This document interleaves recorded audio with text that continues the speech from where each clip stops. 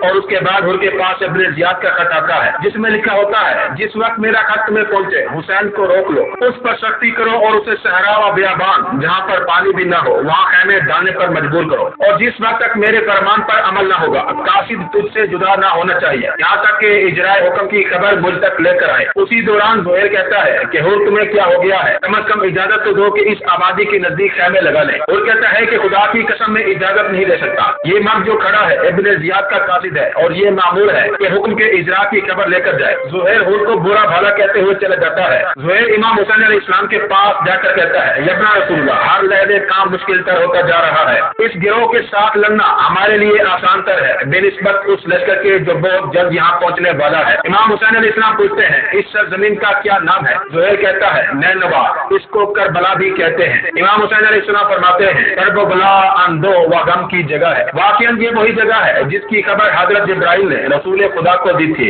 ज़ुहैर कहता है, इजाजत दे, तलवार के साथ हम अपना राह खुलवा ले। इमाम हुसैन अलैहिस्सलाम फरमाते हैं, मैं कभी भी कत्ल का आगाज नहीं करूंगा, हम इसी जगह पर खैमे लगाएंगे। इसी दौरान उमर इब्न साद का लश्कर आ जाता है और उमर इब्न साद को कहता है, दरूद बर अमीर। उमर साद कहता है, सलाम हो तुम पर, हुर क्या खबर है? हुर कहता है, जैसा कि देख रहे हैं हमने इब्न जियाद के हुक्म के मुताबिक हुसैन के कारवान का रास्ता रोक लिया है और इन्होंने खुश्क जमीन और बेयाबान जगह पर खैमे लगाए हैं। उमर साद कहता है, बहुत अच्छा। हुर कहता है, अमीर क्या तुम चाहते हो कि फर्जंदे अली से जंग करो? इब्न साद कहता है कि उम्मीद करता हूँ यहाँ तक नौबत न पहुँचे, मुझे हतमन हुसैन से बात करनी है। हुर कहता है, हमले का हुक्म दिया है अमीर। इब्न साद कहता है, हमले का हुक्म नहीं दिया। तो हुर कहता है, फिर इब्न हुजाज इन सब मुसल्ले सवारों के साथ कहाँ गया है? इब्न साद कहता है, वही हुआ है जो फरमाने इब्न जियाद था। हुर कहता है, तो क्या कोई नया फरमान आया है? इब्न साद कहता है, मगर इससे कोई फर्क पड़ता है, वो इब्न जियाद खुद महल में बैठा है, हुक्म देता है, हम मजबूर हैं उसकी इताअत करें। उसी दौरान हुर बहुत इसरार करता है कि जंग न हो। इब्न साद कहता है, तुम खुद नहीं थे कि जिसने हुसैन के कारवान को इस बेबान और सहरा में रोकने पर मजबूर किया? हुर कहता है कि ये इब्न जियाद ने हुक्म दिया था। ये देखा था कि हुर उमर साद के लश्कर को छोड़कर लश्कर के एक तरफ खड़ा हो गया और आहिस्ता आहिस्ता इमाम हुसैन अलैहिस्सलाम की फौज की तरफ बढ़ने लगा। लश्कर उमर बिन साद के एक शख्स मुहाजिर बिन औफ में था। ऐ हुर, हमला करना चाहते हो? हुर ने तब कपाते जिस्म के साथ कोई जवाब नहीं दिया। मुहाजिर हुर की ये हालत देखकर शक में पड़ गया और हुर से यूं मुखातिब हुआ, खुदा की कसम मैंने कभी किसी जंग में तुम्हारा ये हाल नहीं देखा। मुझसे कोई पूछता कि कूफे का शुजाअत तरीन शख्स कौन है तो मैं तुम्हारा नाम लेता, मैं तुम्हारा क्या हाल देख रहा हूँ। हुर ने जवाब दिया, मैं अपने आप को जन्नत और दोज़ख के दरमियान देख रहा हूँ। हुर ने ये कहकर अपने घोड़े को एड़ लगाई और इमाम हुसैन के खैमे की तरफ चले गए। कहते हैं कि वो बहुत परेशानी के आलम में इमाम हुसैन अलैहिस्सलाम से मुल्हक हुए और उसे इस बात का यकीन नहीं था कि कूफी मामले को जंग तक ले जाएंगे। वो माफी का तलबगार हुआ। इमाम हुसैन अलैहिस्सलाम ने उसके लिए इस्तग़फ़ार की और फरमाया, तो इस दुनिया और आखिरत में आजाद है। हुर ने तौबा करने के बाद लश्कर के सामने इन अल्फाज में नसीहत की, इमाम हुसैन ने जो तजावीज़ तुम्हें दी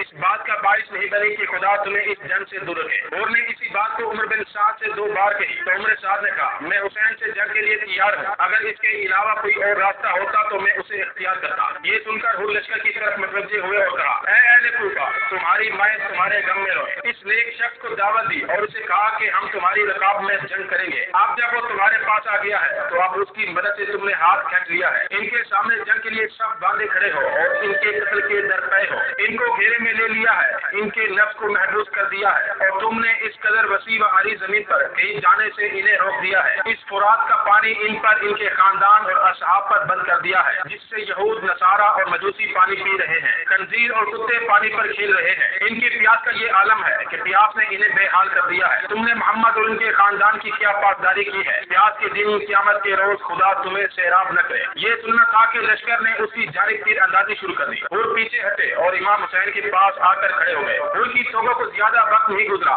रिवायत की बिना पर उसने इमाम हुसैन अलैहिस्सलाम से तकाजा किया, क्योंकि वो पहला शख्स था जिसने इमाम हुसैन अलैहिस्सलाम पर खरूज किया, लिहाजा उसे जंग की इजाजत दी जाए और आपके कदमों में अपनी जान निछावर कर दे। बस वो तौबा के बाद बिला फासला मैदान में आए। उमर बिन साद और उसकी लश्कर को दोबारा नसीहत करने और जवाब में उनकी तरफ से बद इखलाकाना रफ्तार देखकर बिलअकर चंद मरतबा हमला आवर हुए और दर्जे शहादत पर फाइज हुए। हुर ने बड़ी बहादुरी से जंग की। उनका घोड़ा जख्मी हो गया, उनके कानों और पेशानी से खून जारी था, लेकिन वो मुसलसल रिज़्क़ खानी करते हुए दुश्मन पर हमला कर रहे थे, यहाँ तक कि इन्होंने 40 अफराद को कत्ल किया। लिहाजा लश्कर ने मिलकर उन पर हमला किया और उन्हें शहीद कर दिया। लेकिन बाद में कहा है कि ज़ोहर से कुछ पहले हबीब बिन मज़ाहिर की शहादत के बाद ज़ुहैर बिन कैन और हुर बिन यज़ीद रियाई इकट्ठे मैदान जंग में गए। दोनों एक दूसरे की हिमायत करते رہے، جب ایک دشمن کے نرگے میں آ جاتا تو دوسرا اسے چھڑانے کے لیے مدد کرتا، لیکن دشمن پر مسلسل حملے کرتے رہے یہاں تک کہ حضرت ہور شہید ہوئے اور زہیر بن کین واپس لوٹ گئے۔ اصحاب امام حسین علیہ السلام اس کے جنازے کو لائے تو امام حسین علیہ السلام ان کی میت کے سرہانے بیٹھ گئے اور اس کے چہرے سے خون کو صاف کرتے ہوئے فرما رہے تھے، اور تو اسی طرح آزاد ہو جیسے تمہاری ماں نے تمہارا نام بھول رکھا تھا، بلکہ تم دنیا اور آخرت میں آزاد ہو۔ امام حسین نے رومال سے اس کے سر کو باندھ دیا۔ سید محسن امین عاملی کے بقول شہدائے کربلا کے دفن کے موقع پر بنی اسد کے افراد اور ہر کے قبیلے کے لوگ حضرت ہر کے جسد کو باقی شہداء سے دور لے گئے، جس جگہ پرانے زمانے میں نو آویز کہا جاتا تھا، اور انہیں وہی دفن کر دیا گیا۔ بس اس نقل کے مطابق حضرت ہر حضرت امام حسین علیہ السلام سے 1 میل کے فاصلے پر دفن ہے۔ ان کا مقبرہ اس وقت شہر کربلا کے مغرب میں تقریباً 7 کلومیٹر کے فاصلے پر واقع ہے۔